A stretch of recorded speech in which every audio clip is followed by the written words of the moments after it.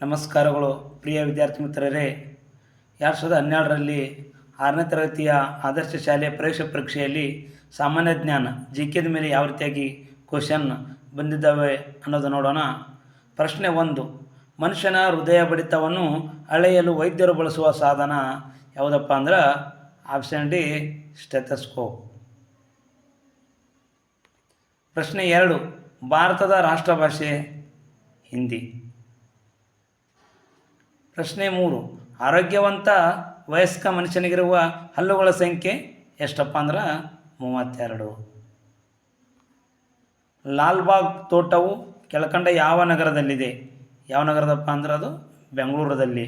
Lalbagh, Cubbon park, ISRO ಕೇಂದ್ರ ಕಚೇರಿ ಈ ರೀತಿಯಾಗಿ ಬೆಂಗಳೂರು ನಗರದಲ್ಲಿ ಕಂಡು ಬರ್ತಾವ. ಬೆಂಗಳೂರು ನಗರದ ಬಗ್ಗೆ ಪ್ರತಿ ವರ್ಷವೂ ಕೂಡ ಒಂದು ಅಂಕಗಳು ಬರ್ತೈತಿ. ಚಿನ್ನಸ್ವಾಮಿ ಸ್ಟೇಡಿಯಮಲ್ಲಿ ಕಂಡು ಬರ್ತೈತಪ್ಪ ಅಂದ್ರೆ ಅದು ಬೆಂಗಳೂರನ್ನು ನಿರ್ಮಿಸಿದವರು ಯಾರಪ್ಪ ಅಂದ್ರೆ ಕೆಂಪೇಗೌಡ. ವಿಧಾನಸೌಧ ಎಲ್ಲಿ ಕಂಡು ಬರ್ತೈತಿ ಅಪ್ಪ ಅಂದ್ರೆ ಬೆಂಗಳೂರು. ಹೈಕೋರ್ಟ್, ಕರ್ನಾಟಕದ ಹೈಕೋರ್ಟ್ ಎಲ್ಲಿ ಕಂಡು ಬರ್ತೈತಪ್ಪ ಅಂದ್ರೆ ಅದು ಬೆಂಗಳೂರು.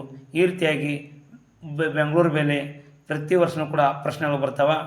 ಬೆಂಗಳೂರು ಸಿಲಿಕಾನ್ ಸಿಟಿ ಅಂತ ಯಾವ ನಗರವನ್ನು ಕರೀತಾರಪ್ಪ ಅಂದ್ರೆ ಬೆಂಗಳೂರು. ಉದ್ಯೋಗ ನಗರಿ ಅಂತ ಯಾವ ನಗರವನ್ನು ಕರೀತಾರಪ್ಪ ಅಂದ್ರೆ ಬೆಂಗಳೂರು. ಈ ರೀತಿಯಾಗಿ ಬೆಂಗಳೂರ ಮೇಲೆ ಪ್ರಶ್ನೆಗಳು ಬರ್ತಾವೆ. ವಿದ್ಯಾರ್ಥಿಗಳು ಇದನ್ನು ಸರಿಯಾಗಿ ಇದರ ಬಗ್ಗೆ ಭಾಳ ಗಮನ ಹರಿಸಬೇಕು. ದ್ರವವನ್ನು ಅಳೆಯುವ ಮೂಲಮಾನ ಯಾವುದಪ್ಪ ಅಂದ್ರೆ ಲೀಟರ್. ಯಾವುದು? ಲೀಟರ್. ಈ ಸದ್ದ ನೀರಾಗಿರ್ಬೋದು. ದ್ರವರೂಪವನ್ನು ಅಳೆಯುವ ಮೂಲಮಾನ ಲೀಟರ್. ದ್ರವ ಅಂದ್ರೆ ಅಳಿಸಿರ್ಬೋದು, ಅಂದ್ರೆ ಹರಿತಿರ್ಬೇಕು. ಇವತ್ತು ನೀರಾಗಿರ್ಬೋದು, ಪೆಟ್ರೋಲಿಯಂ ಆದಂತಹ ಪೆಟ್ರೋಲ್, ಡೀಸೆಲ್, ಸೀಮೆ ಎಣ್ಣೆ, ನೀರು ಇವು ಏನಪ್ಪ ಅಂದ್ರೆ ಲೀಟ್ರಲ್ಲೇ ಅಳಿತೇವೆ. ಘನ ವಸ್ತುವನ್ನು ಕಿಲೋಗ್ರಾಮ್ ಮೂಲಕ ಅಳಿತೇವೆ.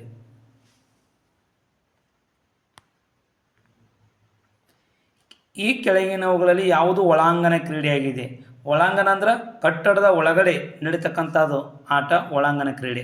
ಹೊರಾಂಗಣ ಕ್ರೀಡೆ ಅಂದ್ರೆ ಕಟ್ಟಡದ ಗ್ರೌಂಡ್ ಹೊರಗಡೆ. ಇವಾಗ ಇಲ್ಲಿ ಯಾವುದು ಕ್ವಶನ್ ಇತ್ತಪ್ಪ? ಒಳಾಂಗಣ ಕ್ರೀಡೆ ಯಾವುದಪ್ಪ ಅಂದ್ರೆ ಕೇರಮ್ ಆಗ್ತೈತಿ. ಯಾವುದು? ಕೇರಮ್.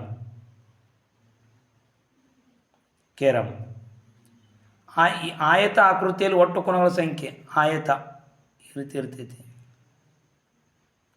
ಆಯತ ಆಕೃತಿಯಲ್ಲಿ ಕೋನಗಳ ಸಂಖ್ಯೆ ಎಷ್ಟಪ್ಪ ಅಂದ್ರೆ ಇಲ್ಲಿ ಎಷ್ಟು ಬಿಂದು ಇರ್ತಾವಲ್ಲ ಅಷ್ಟು ಕೋನಗಳಿರ್ತಾವೆ. 4 ಬಿಂದು ಅಂದ್ರೆ ಇದರಲ್ಲಿ ಕೋನಗಳು ಎಷ್ಟಿರ್ತಾವೆ? 4 ಇರ್ತಾವ. ಆಯತದಲ್ಲಿ ಯಾವ ಕೋನ ಐತಪ್ಪ ಅಂದ್ರೆ ಅಡಗಿತ್ತಪ್ಪ ಅಂದ್ರೆ ಲಂಬ ಕೋನ ಐತಿ. ಕೋನ 4. ಆಯತದ ಒಳಕೋನಗಳ ಮೊತ್ತ ಎಷ್ಟು ಅಂದ್ರೆ 360 ಡಿಗ್ರಿ. ಈ ರೀತಿಯಾಗಿ ಆಯತದ ಮೇಲೆ ಪ್ರಶ್ನೆಗಳು ಬೀಳ್ತಾವ. ಪ್ರಶ್ನೆ 8, ಹಣ್ಣುಗಳ ರಾಜ್ಯ ಯಾರಪ್ಪ ಅಂದ್ರೆ ಮಾವು. ಕರ್ನಾಟಕದ ಪ್ರಮುಖ ನದಿ ಗಂಗಾ, ಸಿಂಧೂ, ನರ್ಮದಾ, ಕಾವೇರಿ. ಕರ್ನಾಟಕದ ಪ್ರಮುಖ ನದಿ ಯಾವುದಪ್ಪ ಅಂದ್ರೆ ಕಾವೇರಿ. ಇವತ್ತು ಬೆಂಗಳೂರು ನಗರದಲ್ಲಿ ಜನರು ಕಾವೇರಿ ನದಿಯ ನೀರನ್ನು ಕುಡಿತಾರೆ. ಅತಿ ಹೆಚ್ಚು ನೀರಿಗೆ ಬಳಸೋದು ಯಾವುದು? ಕಾವೇರಿ ನದಿ. ಬೆಳಕಿನ ಸ್ವಾಭಾವಿಕ ಮೂಲ. ಬೆಳಕು ಎಲ್ಲಿಂದ ಬರ್ತೈತಪ್ಪ ಅಂದ್ರೆ ಸೂರ್ಯನ ಬೆಳಕು. ಕರ್ನಾಟಕದ ಪ್ರಸಿದ್ಧ ಕ್ರಿಕೆಟ್ ಆಟಗಾರ ಯಾರಪ್ಪ ಅಂದ್ರೆ ಅನಿಲ್ ಕುಂಬ್ಳೆ. ಕರ್ನಾಟಕ ಕಂಡ ಶ್ರೇಷ್ಠ ಸ್ಪಿನ್ ಬಾಲರ್. ಪಾಕಿಸ್ತಾನ ವಿರುದ್ಧ ಒಂದು ಟೆಸ್ಟ್ ಇನ್ನಿಂಗ್ಸ್ನಲ್ಲಿ 10ಕ್ಕೆ 10 ವಿಕೆಟ್ ಪಡೆತಕ್ಕಂಥ ಮಹಾನ್ ಆಟಗಾರ ಅನಿಲ್ ಕುಂಬ್ಳೆ. ಇವರು ಕೂಡ ಕರ್ನಾಟಕದ ಮಾಜಿ ಕೋಚ್. ಆಮೇಲೆ 12ನೇ ಕ್ವಶನ್, ಕರ್ನಾಟಕದ ಪ್ರಮುಖ ಜಲಪಾತ ಯಾವುದಪ್ಪ ಅಂದ್ರೆ ಜೋಗ ಜಲಪಾತ. 13ನೇ ಕ್ವಶನ್, ಕೆಳಗಿನವುಗಳಲ್ಲಿ ಯಾವುದು ತಂತಿವಾದ್ಯವಪ್ಪ ಅಂದ್ರೆ ವೀಣೆ. ಡೋಲು, ತಬಲ, ಮೃದಂಗ ಅದನ್ನು ಕೈಲೇ ಬರೆಸ್ತೇವೆ. ವೀಣೆ ಏನಪ್ಪ ಅಂದ್ರೆ ತಂತಿಯ ವಾದ್ಯ. ಇನ್ನು 14ನೇ ಕ್ವಶನ್, ಕರ್ನಾಟಕದ ನಾಡಗೀತೆ ಯಾವುದು? ಜಯ ಭಾರತ ಜನನೀಯ ತನುಜಾತೆ. ಇದನ್ನು ಬರೆದವರು ಯಾರಪ್ಪ ಅಂದ್ರೆ ಕುವೆಂಪು ಅವರು. ಆಂಗ್ಲ ಭಾಷಾ ವರ್ಣಮಾಲೆಯಲ್ಲಿರುವ ಅಕ್ಷರಗಳ ಸಂಖ್ಯೆ 26 ಇವೆ. ABCD ವರ್ಣಮಾಲೆಯಲ್ಲಿರ್ತಕ್ಕಂಥ ಅಕ್ಷರಗಳು ಎಷ್ಟು? 26. ಆಂಗ್ಲ ಭಾಷೆ ಅಂದರೆ ಇಂಗ್ಲೀಷ್ ಭಾಷೆ. ಇನ್ನು ಕೆಳಗಿನವುಗಳಲ್ಲಿ ಸಾಕು ಪ್ರಾಣಿಯನ್ನು ಗುರುತಿಸಿ. ಸಾಕು ಪ್ರಾಣಿ ಹುಲಿ, ಸಿಂಹ, ಆನೆ ಇವೆಲ್ಲ ಕಾರಣಾಗಿರ್ತಾವ. ಹಸು ಅಂದ್ರೇನು? ನಾವು ಸಾಕತಕ್ಕಂಥ ಪ್ರಾಣಿ. ನಮ್ಮ ರಾಷ್ಟ್ರಧ್ವಜದಲ್ಲಿರುವ ಬಣ್ಣಗಳು ಯಾವಪ್ಪ ಅಂದ್ರೆ ನಾವು ಮೇಲಿಂದ ಕೆಳಗಡೆ ಬರಬೇಕು. ಕೇಸರಿ, ಬಿಳಿಯು, ಹಸಿರು.